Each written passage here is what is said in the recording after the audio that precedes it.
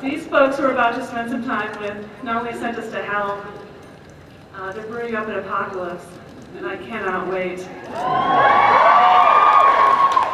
Please allow me to introduce a man named Eric Kripke, executive producer, creator of Supernatural. The angelic Misha Collins.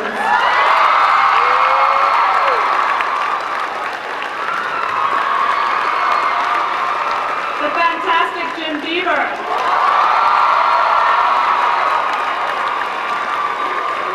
Executive producer Sarah Gamble. Executive producer Ben Edlund.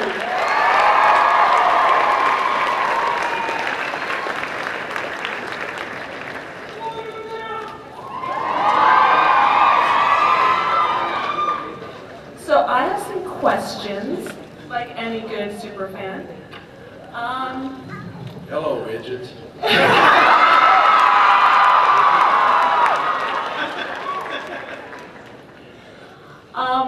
New guy, you're dead.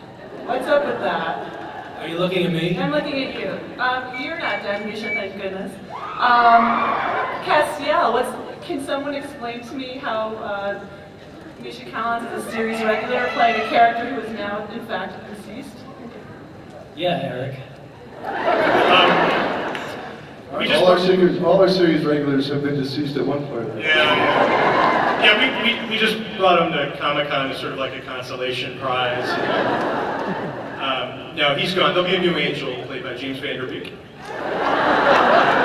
Will we be touched by that angel?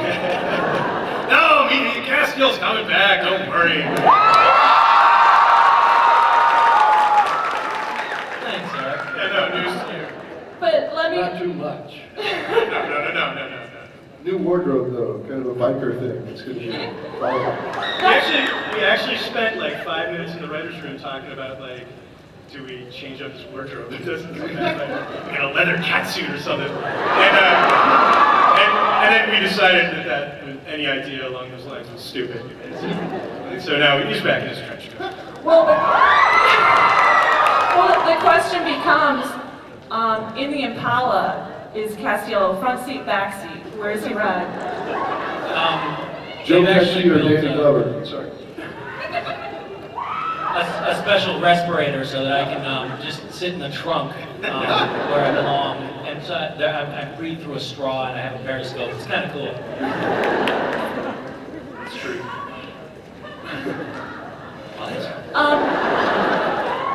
How do you solve a problem like Lucifer? What do you do with a girl like Lucifer? So that's the deal of the season, yeah? I mean, this guy's out to do some damage. But then I'm also hearing that he's all about herbal teas and feelings and fluffy pillows, and sharing. He's a sharing, caring Lucifer? No. It's just that we wanted to present Lucifer that hasn't been on TV or movies, at least very often. And so we're kind of shamelessly stealing from at least the beginning of Paradise Lost. And the idea is to do sort of like a sympathetic devil, like a devil with a point of view. Like he was betrayed by those closest to him. He's got a legitimate chip on his shoulder. He feels doubt.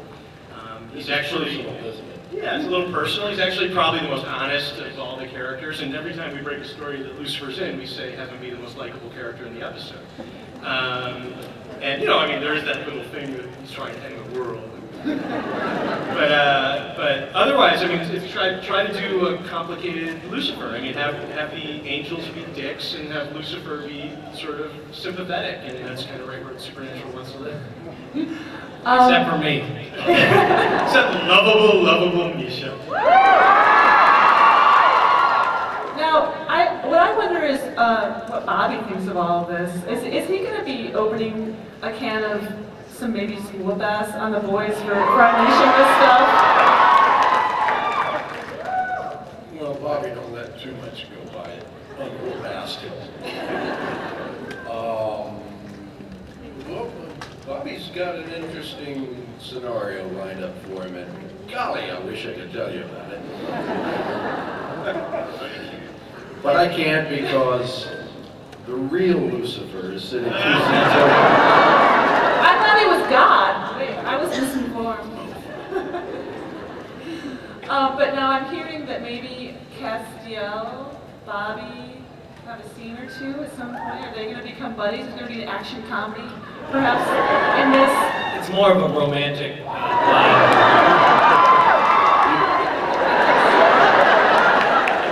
You talking on or off camera? You just go, man. It's all you.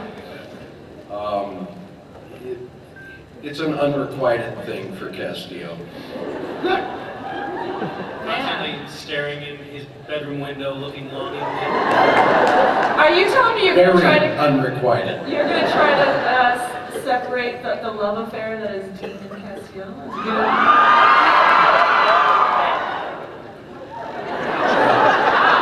wants to touch that?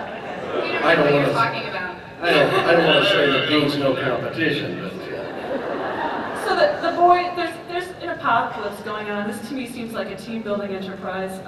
Is there going to be old friends, old enemies? Can anybody address that? Sarah, since you're writing the episode, Yes, there will be old friends.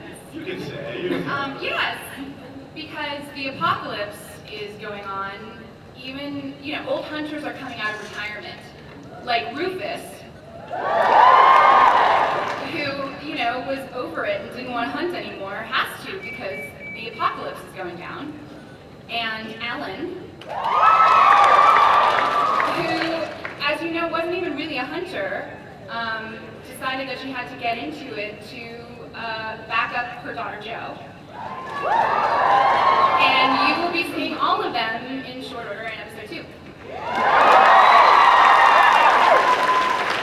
And Meg, yeah, Meg is turning up. You said perhaps we'll see her in more than one episode. Yeah. Meg is in the season opener, and she's played by a lovely actress named Rachel Miner. We spent time in the room trying to figure out how to put her back into Nikki Apax's meat suit. We did spend time with that because I'd love to have Nikki back, but we literally couldn't figure out a way for it to make sense because she was like buried and rotted. We've seen her corpse And her, and and, her her, ghost. and her hair was a different length. It just like we couldn't get our head around it at all. But Rachel does a terrific job with it. Makes the role her own. And yeah, that was always like a loose thread to me. We have on the board in the writers' room. We have because I'm borderline OCD and I want to fill every pothole. We had this little Kim wrote ragingly. I actually meant to say. But we have this list of Meg was one of them, and like the Croatoan virus was another, and in episode 4, we're finally paying that off in a wonderful episode, Ben's ratings. Excellent segue. Ben Edlund, Yeah. what twisted awesomeness are you brewing up for us? Should that be in my personal life kind of thing, or? Okay. Probably more the show, maybe this juncture. Okay, let's talk about the show. Episode 4. I can talk about this, Eric, right? Oh yeah, I mean you can say a lot about it. Okay, well, we go into the future, right? It's cool. We go 5 years into the apocalypse. It's what that gives us is a kind of a chance to really blow the doors off the world. I can tell you a couple of things. One is Sarah Palin is president. It's the apocalypse. that would be a sign. It's just to tease like a touch of it. It's basically like our 28 Days Later episode. So it's been really fun to, in a season that's about the end of the world, to see 5 years in the future and actually see the end of the world. So that's going to be, with Ben's sensibility. So it's twisted and all that stuff. So, you guys will dig it. It's really, really cool script. I agree.